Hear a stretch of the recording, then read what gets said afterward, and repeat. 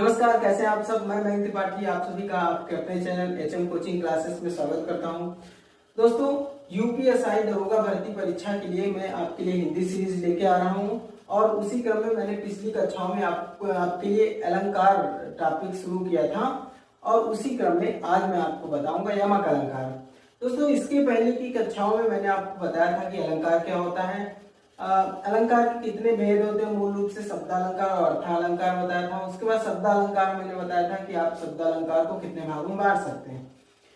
सबसे पहले मैंने आपको अनुप्रास अलंकार बताया था, फिर अनुप्रास अलंकार के भेद बताए थे। अनुप्रास अलंकार के 5 भेद होते हैं, जहां से यूपीएसआई 2017 में लगातार लगभग हर सेट में परीक्षा में प्रश्न पूछा गया। ठीक है, अनुप्रास अलंकार के बारे में बताया था कि जहां एक ही वर्ण की आवृत्ति बार बार होती है, एक से अधिक बार होती है, वहां पे अनुप्रास अलंकार होता है। ठीक है, जैसे चारों चल की चंचल किरणें खेल रही थी जलतल में। ठीक है, एक उदाहरण ये बताया, और भी कई सारे उदाहरण आप मान सकते हैं। रघुपति राघव राजा राम की रावण की आवृत्ति बार बार हो रही थी, ये अनुप्रास अलंकार हो गया।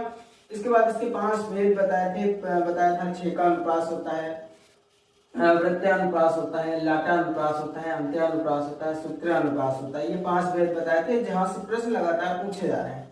इसके बाद मैं आपको आज बताऊंगा यमक अलंकार के बारे में।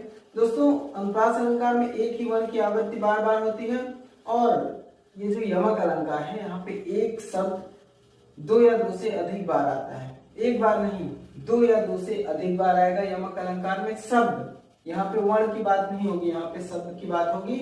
यमक अलंकार में एक ही शब्द 2 या 2 से अधिक बार आएगा और प्रत्येक बार उसका अर्थ अलग अलग होगा। मान लीजिए कोई शब्द आया पहली बार और फिर दूसरी बार, यानी कि 2 बार आया या 3 बार आया, 2 से अधिक बार आया ना, तो उसमें सब में उसका अर्थ उस शब्द का अलग अलग होगा। देख लेते हैं शब्दालंकार का भाग है यमक अलंकार। ठीक, यमक अलंकार हम लोग आज देखेंगे जहां कोई शब्द 2 या 2 से अधिक बार आए और उसके अर्थ अलग अलग हो, वहां यमक अलंकार होता है। उदाहरण के माध्यम से आप जब समझेंगे तो आपको बहुत अच्छे समझ में भी आएगा। मैं आपको बता दूं कि ये जितने भी उदाहरण हैं, 1 2 3 4 उदाहरण मैंने लिया है और ये चारों आपकी यूपीएसआई परीक्षा में पूछे गए हैं। ऐसे उदाहरण आया है कि काली घटा का घमंड घटा में कौन सा अलंकार होगा। साफ साफ 4 ऑप्शन दे रखे जिसमें आप यमक अलंकार करेंगे। ठीक है, 3 बेर खाती थी वह 3 बेर खाती थी, इसमें कौन सा अलंकार होगा।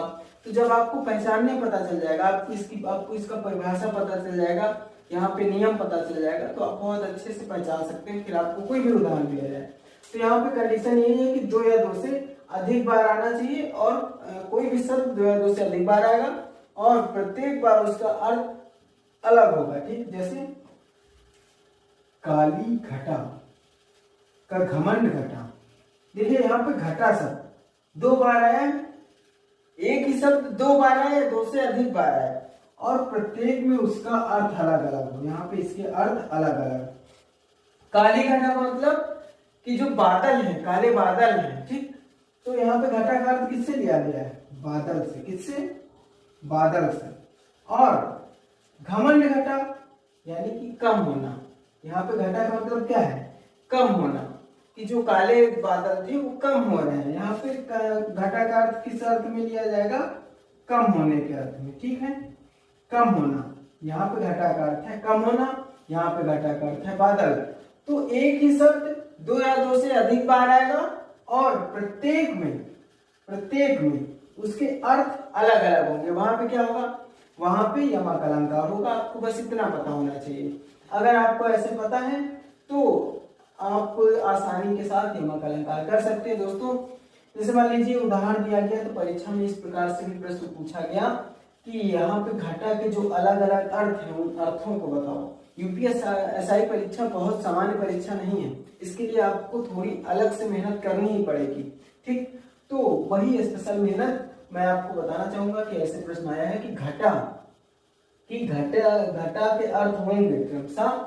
यहाँ पे यमक अलंकार है और इसमें घटा के अर्थ होंगे, तो आप बताएंगे बादल और कम होना, बादल कम होना। ऐसे इस प्रकार से ऑप्शन आए हैं। ठीक है, और ये भी पूछा गया है कि जहां पे कोई शब्द 2 या 2 से अधिक बार है और प्रत्येक बार उसके अर्थ अलग अलग हो, वहां पे कौन सा अलंकार होता है? आप कहेंगे यमक अलंकार। ठीक है, आशा है आप समझ पा रहे हैं। इसके बाद अगला उदाहरण देखेंगे। ये उदाहरण आपको समझ में आ गया होगा। बहुत ही फेमस उदाहरण है, महत्वपूर्ण उदाहरण है और यूपीएसआई में कई बार पूछा गया है। यही 2017 वाले पेपरों में कई बार पूछा गया। इसके अलावा भी तमाम प्रतियोगी परीक्षाओं में सीधे उदाहरण दिया जाता है और पूछा जाता है इसमें कौन सा अलंकार होगा। चलिए देखते हैं अगला। 3 बेर खाती थी वह 3 बेर खाती थी। दोस्तों यहाँ पे 3 बेर बार बार आया है, बार बार यानी कि 2 बार आया है। तो इसमें देख लेते हैं 3 बेर का मतलब हुआ, यहाँ पे बेर का अर्थ है 3 बार, यानी कि दिन में 3 बार।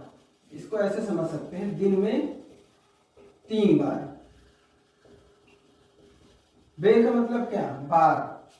तो दिन में 3 बार, वो दिन में 3 बार खाती थी, वह 3 बेर खाती थी। और यहाँ पे बेर का मतलब क्या हुआ, फल। जो होता नहीं बेर, बेर आप लोग खाए होंगे, बचपन में भी खाए होंगे, अभी भी खाने का मन करता होगा। तो बेर एक फल है जो वो दिन में 3 बार खाती थी, ठीक है।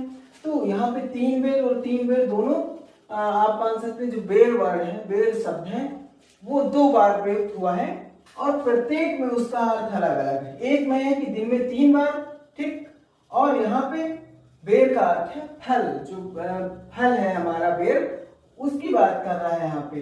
तो समझ रहे हैं आप कि एक ही वाक्य में, एक ही पंक्ति में जब कोई शब्द 2 या 2 से अधिक बार है और प्रत्येक बार उसका अर्थ अलग हो, तो वहां पे कौन सा अलंकार होगा, यमक अलंकार होगा। दोस्तों ये भी प्रश्न आपकी यूपीएसआई परीक्षा में पूछा गया। मैंने आपको बताया कि मैं घटना चक्र लेके आया हूँ, उसमें 23 प्रीवियस ईयर पेपर दे रखे हैं 2017 के, वहीं से मैं उदाहरण निकाला हूँ। दोस्तों परिभाषा तो कहीं से भी मिल जाती है, लेकिन ये वाले उदाहरण जो प्रीवियस ईयर में पूछे गए हैं वो सीधे आप एनालिसिस मैंने किया है, वहां से ये सारे उदाहरण मैं आपके लिए रख रहा हूँ। इसके बाद अगला देखते हैं, ये आपका हो गया ये वाला उदाहरण। ये भी उदाहरण आपकी यूपीएसआई 2017 में पूछा गया है। चलिए इसको देख लेते हैं। सजना है मुझे सजना के लिए, तो यहाँ पे एक सजना ये है, दूसरा सजना ये है। एक ही पंक्ति में जब 2 शब्द, यानी कि एक पंक्ति है, ठीक, शब्द भी एक ही है, लेकिन इनके अर्थ अलग अलग होंगे। सजना है मुझे सजने के लिए, यहाँ पे सजना का तात्पर्य है श्रृंगार। क्या है, श्रृंगार, ठीक। यहाँ पे श्रृंगार, सजना का अर्थ होगा श्रृंगार, और यहाँ पे पति। तो यहाँ पे जो सजेगी, यानी कि जो श्रृंगार करेगी, जो स्त्री होगी, महिला होगी, किसके लिए सजेगी, अपने पति के लिए सजेगी। सजना है मुझे सजना के लिए, तो यहाँ पे सजना के 2 अलग अलग अर्थ हैं, ठीक। एक ही पंक्ति में 2 अलग अलग अर्थ हैं, इसलिए यहाँ पे यमक अलंकार होगा। आशा है अब आप बहुत अच्छे से आपका क्लियर हो गए होंगे यमक अलंकार। दोस्तों ये सारे यूपीएसआई में पूछे गए, मैं आपको बार बार बता रहा हूँ। अगला है कनक कनकती 100 गुनी मादकता अधिकाय। तो यहाँ पे पूछा गया है कि कौन सा अलंकार होगा। तो एक कनक का अर्थ होता है धतूरा, ये बहुत फेमस है, इसलिए मैंने इसको पूरा नहीं लिखा है, बस एक ही पंक्ति लिखा है। और दूसरे का अर्थ है सोना, दूसरे कनक का अर्थ है सोना। तो जब देखिए दोनों कनक कनक है, एक ही शब्द है, 2 बार आया है, लेकिन प्रत्येक बार उसका अर्थ अलग अलग, इसीलिए यहाँ पे यमक अलंकार होगा। दोस्तों अलंकार अगर हम यहाँ पे इसका पर्यायवाची लिख दें कि काली घटा, यानी कि काली घटा का घमंड कम हुआ, तो अच्छा नहीं लगेगा, ठीक। ये काले बादल का घमंड घटा, ऐसे अच्छा नहीं लगेगा। देखिए अलंकार की देखिए कितना अच्छा शोभा बढ़ा देता है कि काली घटा का घमंड घटा, कहने में भी अच्छा लगता है। ऐसे ही 3 बेर खाती थी वह 3 बेर खाती थी, ठीक। तो सजना है मुझे सजना के लिए, तो यहाँ पे यमक अलंकार बहुत अच्छे से दिखाया गया है। आप यहाँ से अलंकार खूबी भी देख सकते हैं। तो मैं आपको 2 अलंकार बता चुका हूँ। पहला अनुप्रास अलंकार, जहाँ पे एक ही वर्ण की आवृत्ति बार बार होती है, वहां पे अनुप्रास अलंकार होता है।